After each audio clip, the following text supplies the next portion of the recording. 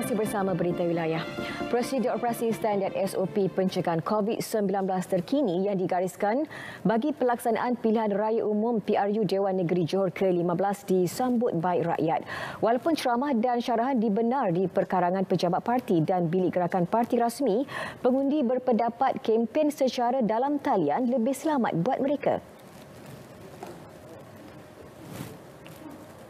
Kita kalau ramai-ramai pun takut juga mau ikut SOP. Pusat-pusat ni okeylah, ikut SOP lah. Orang kata dekat tempat khas dia lah. Tak ada untuk ganggu pada ketentang awam lah. SOP pun terjaga kan. Dalam keadaan sekarang di wabak, benda ni memang penting. Pakai media sosial di Malaysia sekarang tinggi. Jadi selamat, tambah pula kita dalam keadaan COVID tu kan. Jadi rasanya media sosial lagi baik. Lebih berjaga-jagalah sebab masa ni yang datang pun tak ramai. Lebih kurang dalam satu grup tu 10-11 orang je orang datang kan. So kita rasa macam selamatlah sikit. Kalau nak ikut pandemik macam ni, media sosial lah. UMNO Pahang menggerakkan lebih 400 jenteranya bagi memperkuatkan lagi jentera kempen Barisan Nasional dalam pilihan raya umum Dewan Negeri Johor. Kumpulan itu bakal menumpukan aktiviti berkempen khususnya di Segamat. Saya telah meminta semua rakan-rakan saya di Pahang, ketua-ketua bahagian, dan kita telah mengerahkan supaya semaksimum mungkin datang untuk membantu pilihan raya di tempat yang dijagai oleh Pahang seperti Segamat, Sekijang dan Mersing, di mana ada Nandun. Dan dalam ataupun pada satu-satu masa tidak kurang daripada 400 jentera berada di bumi Johor yang dijagai oleh Pahang untuk memastikan calon-calon yang ditandingi oleh Barisan Nasional dapat memenangi kursi yang ditandingi. Beliau ditemui pada majlis perjumpaan bersama Ketua Pusat Daerah Mengundi dan Ketua UMNO Cawangan di Jementah. Perikatan Nasional komited memastikan setiap calon pilihan raya umum Dewan Negeri Johor di bawah partinya bersih daripada amalan rasuah. Komitmen dizahirkan demi memerangi rasuah serta mewujudkan kerajaan berintegriti.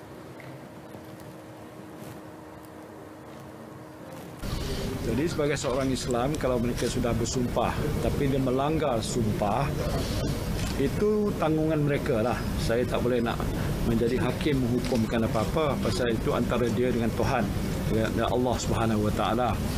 Jadi oleh sebab itu penting bagi kita di sini bila sudah bersumpah, kita pegang pada apa yang kita telah sumpah.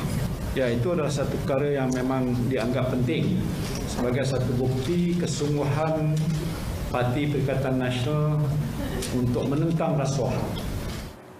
Tan Sri Muhyiddin ditemui pada majlis ikrar dan tanda tangan Aku Janji Integriti 56 calon PN di Senai.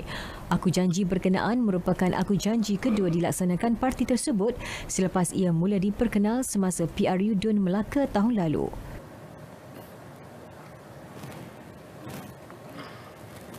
Elak serangan bersifat peribadi dan memburukkan individu lain ketika berkempen.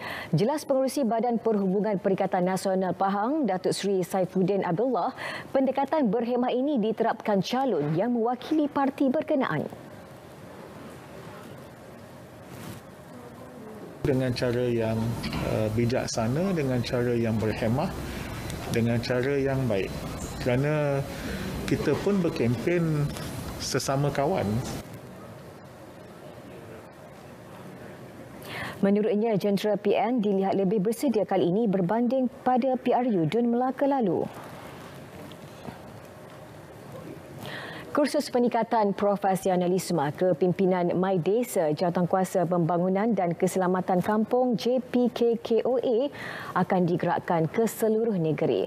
Program Kementerian Pembangunan Luar Bandar KPLB menerusi Jabatan Kemajuan Orang Asli JAKWA itu bertujuan melahirkan tok batin yang lebih berinformasi, berpengetahuan, berkemahiran dan berintegriti tinggi. Menurut Menteri KPLB Datuk Seri Mahathir Khalid, allowance RM900 sebulan akan diberikan kepada Tok Batin dan pengerusi JPK-KOA sebagai imbuhan khidmat demi menjaga kebajikan dan keharmonian masyarakat orang asli. Untuk anak-anak muda, bagi kursus, kemudian buat selektif.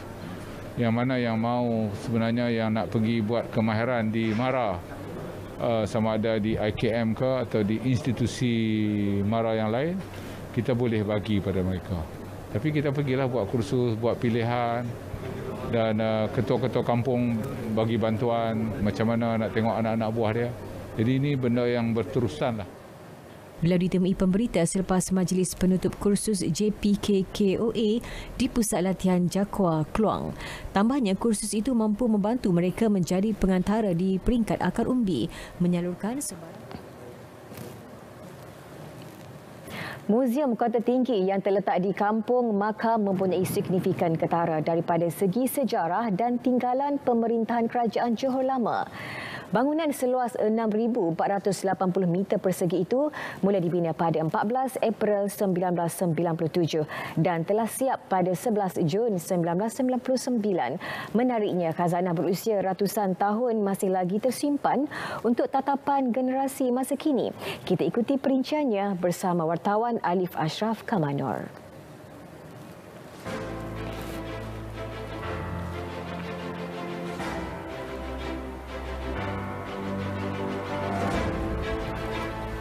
Sejarah daerah Kota Tinggi telah bermula sejak 491 tahun yang lalu. Sejak tahun 1528, pesisir Sungai Johor telah menjadi saksi kepada kewujudan Kerajaan Johor Lama.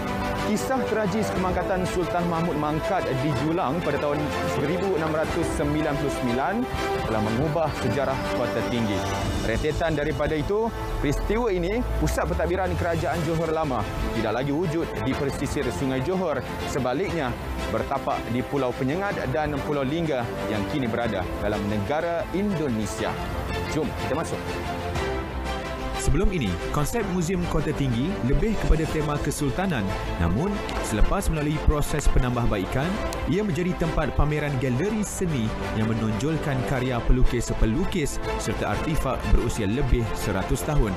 Menemani tinjauan saya hari ini, Murni Ramastar yang merupakan penolong pegawai tadbir Muzium Kota Tinggi menceritakan bagaimana artifak-artifak di muzium ini dipelihara. Okey, artifak merupakan sejarah yang harus dikekalkan.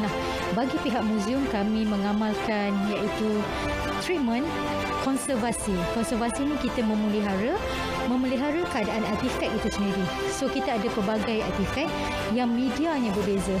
Maksudnya artifak dibuat daripada kayu, tembaga dan juga manuskrip. Kita mengamalkan sistem pembersihan, kita mengekalkan usia hayat sesuatu artifak itulah. Di dalam keadaannya kita melakukan konservasi berkala.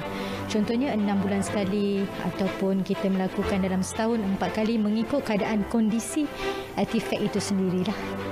Okey, hari ini saya berpeluang untuk menyaksikan Cik Munirah mendirikan sesebuah keris itu. Mengikut perkongsian yang diberikan Cik Munirah, sesebuah keris itu berdiri atas sebab kualiti ataupun kuantiti besi yang ditempa di sesebuah keris.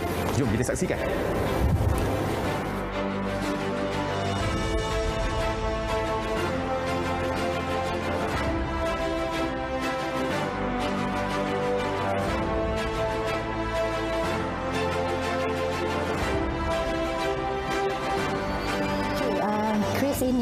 Telah didirikan, okey. Bagi pandangan saya sebagai kaki tangan di muzium, dia tidaklah berkaitan dengan unsur mistik ataupun apa-apa sahajalah.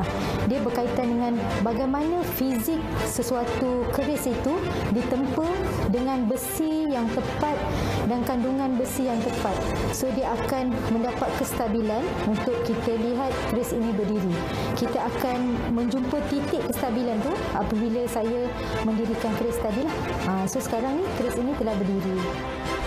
Menurut hasil kajian dilakukan mendapati teknologi Kesultanan Melayu terdahulu juga tidak kurang hebatnya. Ketika itu, penggunaan senjata api istinggar atau senapang sudah mula ada. Selain mempunyai teknologi meriam, Muzium Kota Tinggi juga antara 3 muzium dalam Semenanjung yang mempunyai koleksi istinggar yang digunakan askar Melayu zaman dahulu. Mereka juga mempunyai koleksi teknologi meriam dan koleksi tersebut hanya ada di 2 muzium di negara ini. Siapa sangka sejak pada zaman dahulu lagi, pejuang Melayu kita sudah pun mempunyai penembak tepat. Namun, ia tidak didedahkan kepada masyarakat. Keutamaan pihak muzium di sini mahu memberikan kesedaran kepada orang ramai, terutama pengunjung domestik dan lokal tentang teknologi persenjataan di zaman Melayu dahulu. Jadi kepada anda yang ingin hadir ke muzium, boleh datang di kawasan Kota Tinggi. Saya Alif Ashraf Kamanur, Berita RTM.